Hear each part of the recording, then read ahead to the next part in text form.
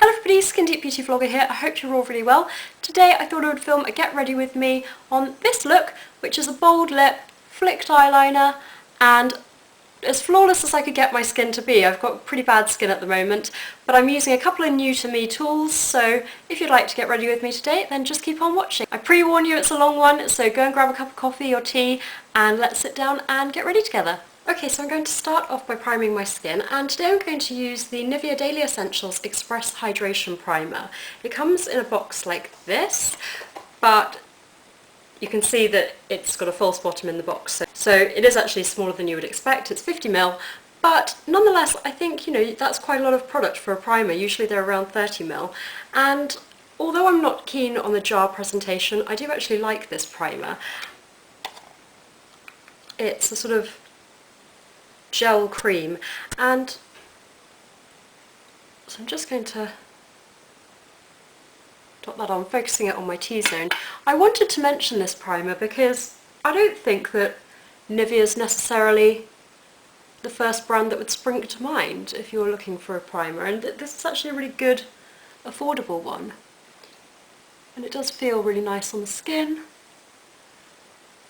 It does everything you want from a primer, basically. Just followed my usual skincare routine to prepare my skin.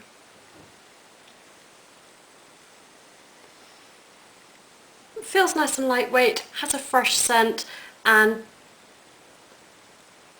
thanks to the silicone base, it just smooths onto the skin really nicely as well. Okay, and then as the title of this suggests, I'm going to be using a beauty blender. This is it dry. I'm sure you all know what this looks like, and so I'm just going to go and dampen this, and then I'm going to be applying my usual foundation. I thought in order to give it a fair test, it would make sense to use a foundation that I'm very familiar with, which is my Holy Grail Makeup Forever HD. I'm the shade N120, so I'm excited to try this out. Okay, and this is the beauty blender now that I've dampened it and squeezed out the excess water. And that really is something that appeals to me because I tend to dampen my foundation brushes before using them anyway. So I'm taking a bit of the foundation on the back of my hand, and then I guess I'm just going to take this, and they say to sort of bounce it over the skin, don't they? I've had this for a while, and I guess the reason that I haven't sort of reached for it is just because I'm so accustomed to applying my foundation with a brush. Feels really comfortable. It's such a hyped up product. I'm going to maybe dot the foundation onto my skin, but that's a bit excessive, isn't it? And see if that works any differently. I really wonder if I would ever actually take the plunge and buy this, because it is so expensive for what it is. I actually got this in a Birchbox ages ago, and it's just been sat in my to try pile.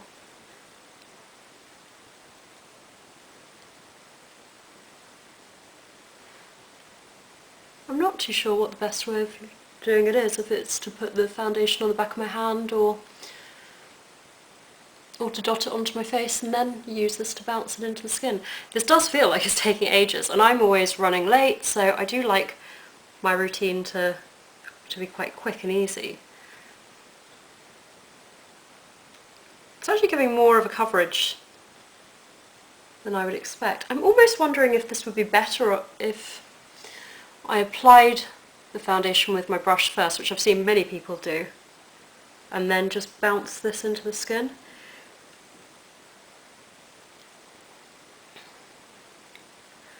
It seems a shame to dirty it because it looks so nice and clean. Finding it a little difficult to blend, but as I said, this is the first time I'm using it. I do like that the angles of the sort of egg-shaped sponge mean that you can really get into the crevices of your face, around the nose, which definitely gives it a benefit compared to using a traditional brush.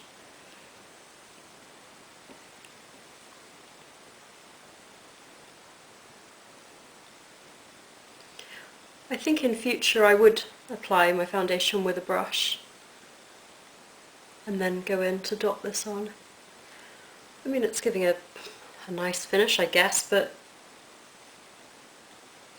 I think that's largely down to the fact that this is an absolutely incredible foundation, and I don't know how much of a difference this is making. Maybe I'm being cynical.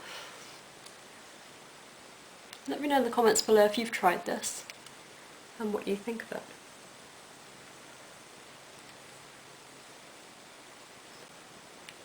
Obviously I'm taking quite a while to apply my foundation. I wouldn't normally. It's nice and I'm glad that I've tried it, but on first impressions I don't think I would rush out and spend my own 20 quid on this if I hadn't got it in a Birchbox. A large part of that is because it's pretty long-winded actually, having to sort of press it into my skin.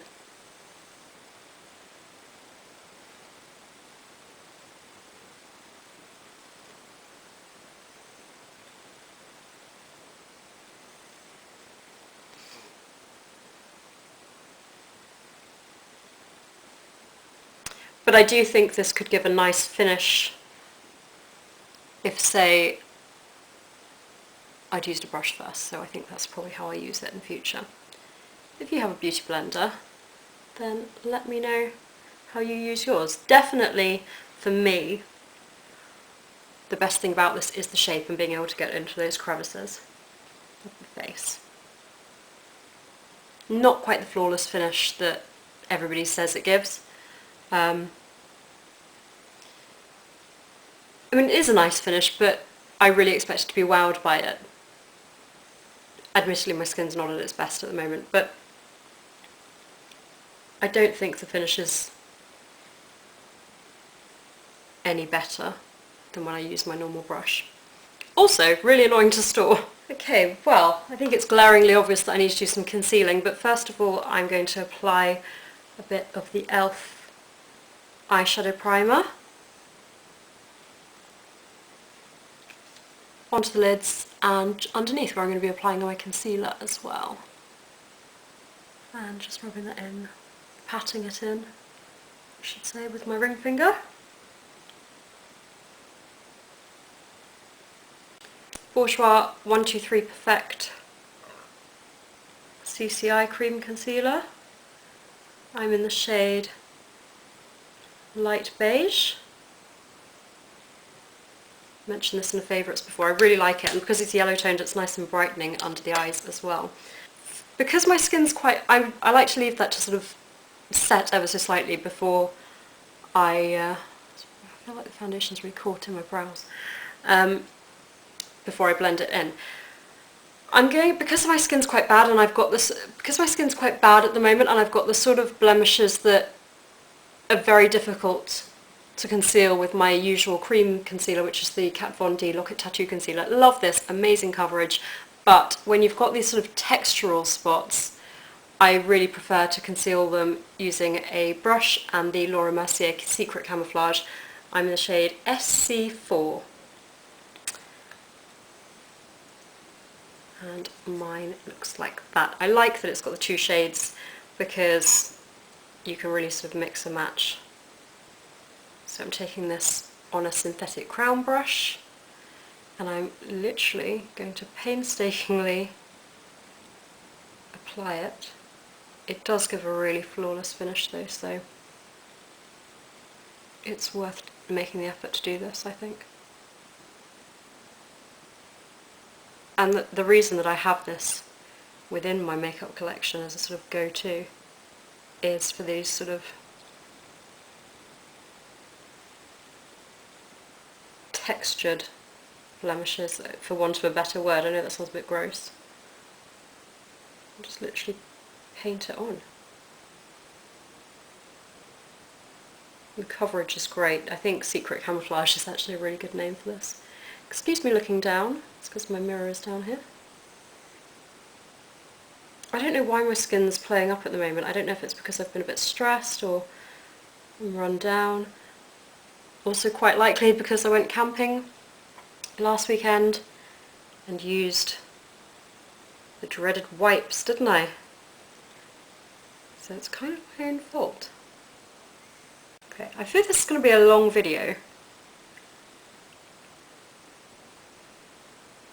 But actually sometimes I quite like watching long videos. I know some people prefer a really quick short video. I try and do a mixture on my channel. Inevitably they tend to be longer than shorter, but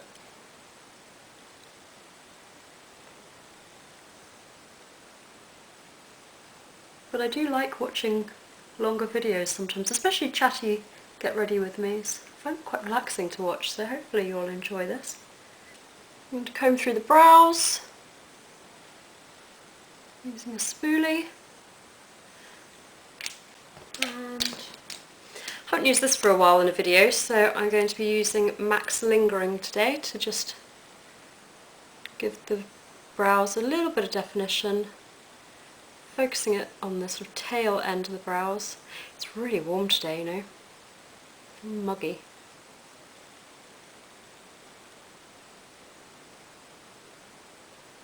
A great dupe for this, if you have access to it, is the Maybelline Definer Brow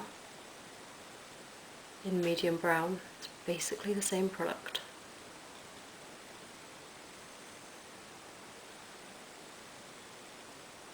And just to make sure that look is softened, and comb through with a spoolie again. A few stray hairs because I'm in between threading appointments, but not too bad. What should I do next? Curl the lashes, I think.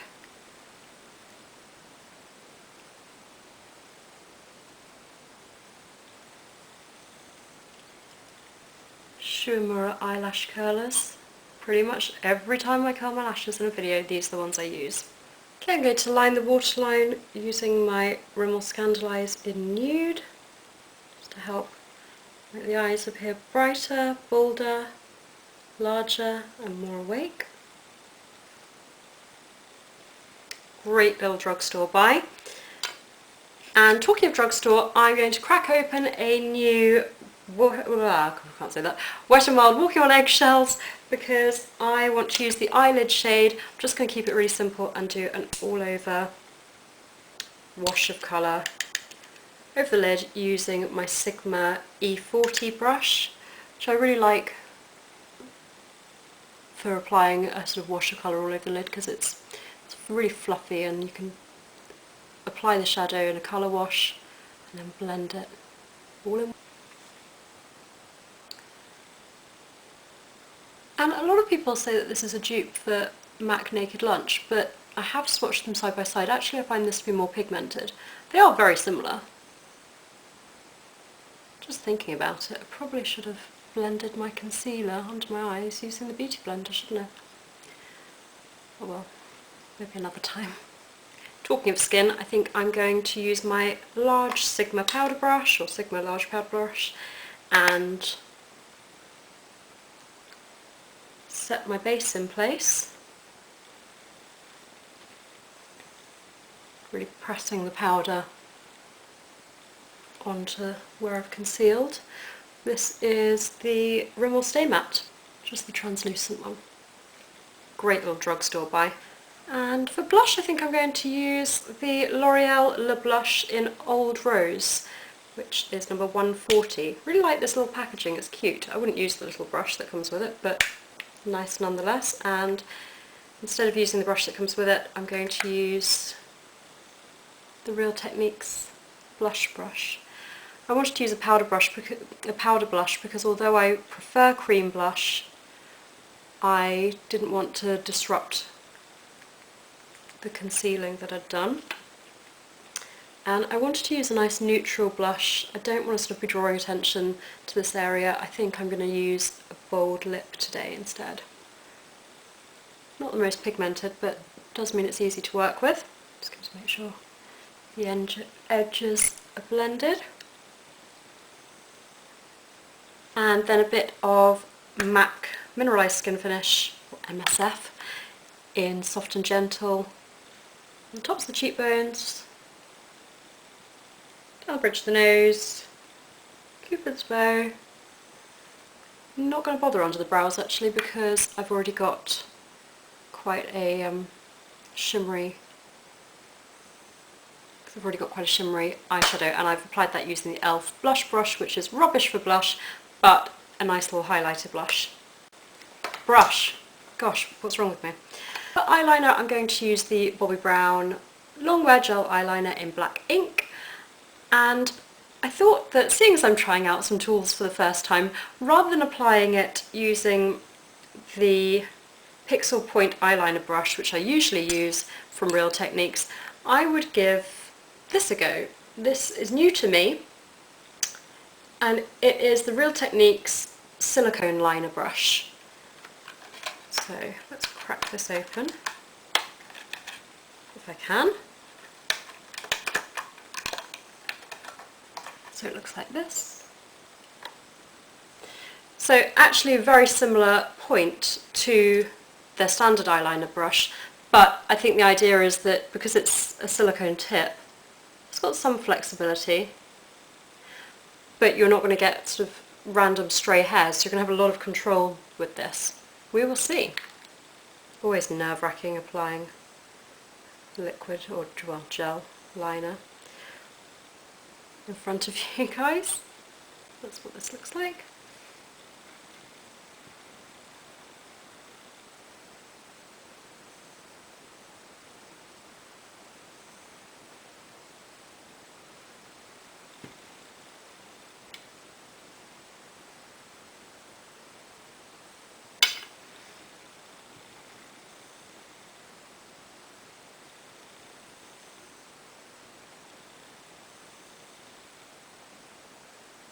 Oh, I'm doing this at a really weird angle.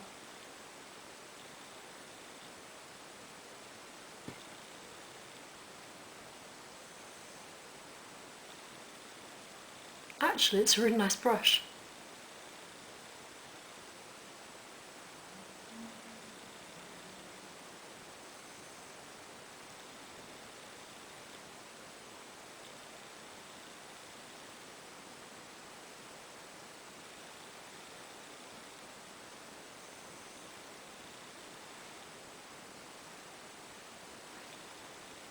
I feel like it sort of comes off the brush more quickly than you would experience with traditional bristles.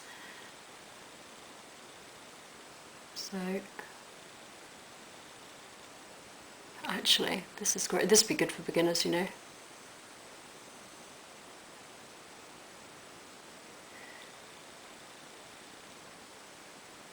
I suppose because it makes it pretty similar to if you were just using a traditional pencil. In fact, even easier because you can just rest it against the lashes almost. Oh, I like this. Of the two tools I've tried today, I prefer this. I mean, I know they're not comparable, the Beauty Blender and the silicone brush.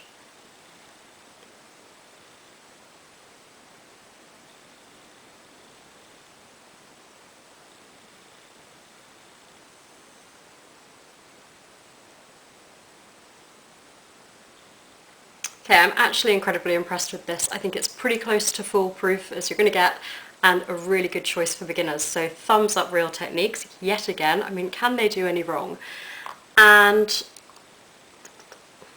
actually I think I'm going to spritz my face now with the Skindinavia Makeup Finishing Spray. This is my favourite setting spray. Helps my makeup stay in place all day long, and takes down any powdery finish as well. Love this. Sometimes I use it as a sort of primer water as well. And gosh, I really am impressed with how easy that makes doing an eyeliner flick. For mascara, I'm going to use the Essence Lash Princess, which is a false lash effect mascara. Really cute packaging, and this is the brush. It's a sort of tapered bristle brush. It really does help to create a nice volumized effect, that feminine fluttery effect that I really do like. So I'm enjoying this, and what's more, it's affordable. I mean, I do like affordable mascaras. I think they get it right. It's one of those products that I don't think you need to spend a lot of money on. Obviously, because it's got a tapered brush, you're best off using this if you are somebody that flicks their wrist over like this, so that you get the full benefit. Because it's quite a skinny brush, you can get right down to the base of the lashes as well. It is quite a dry formula, so some people may find that it clumps up. I'm not sure how long the tube's going to last, but then it's affordable, so, you know. And I do think it gives a nice lengthened and volumized effect, pretty akin to false lashes actually.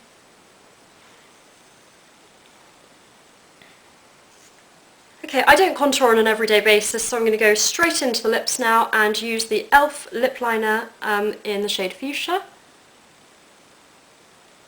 Could keep it natural.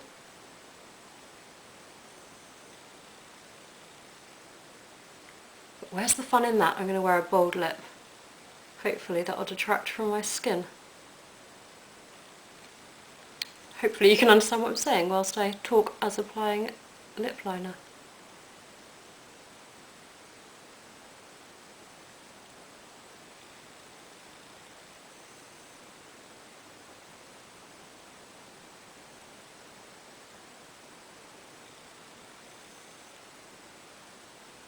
It's a really nice affordable lip liner.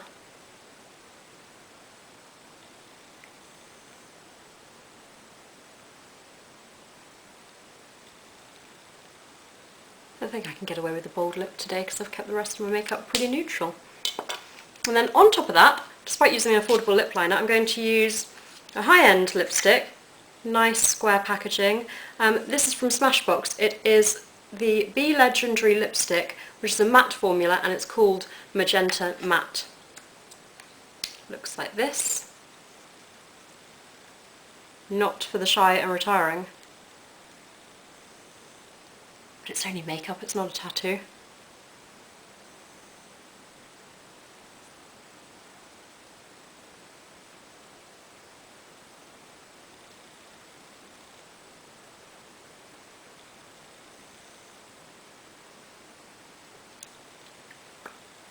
Not a really discernible scent, and it really does have that matte finish. I won't swatch because you can see what it looks like. Anyway, I hope you've enjoyed this Get Ready With Me. Do give it a thumbs up if you like Get Ready With Me's, and don't forget to subscribe if you haven't already, and I will see you all soon. Thank you so much for watching. Bye!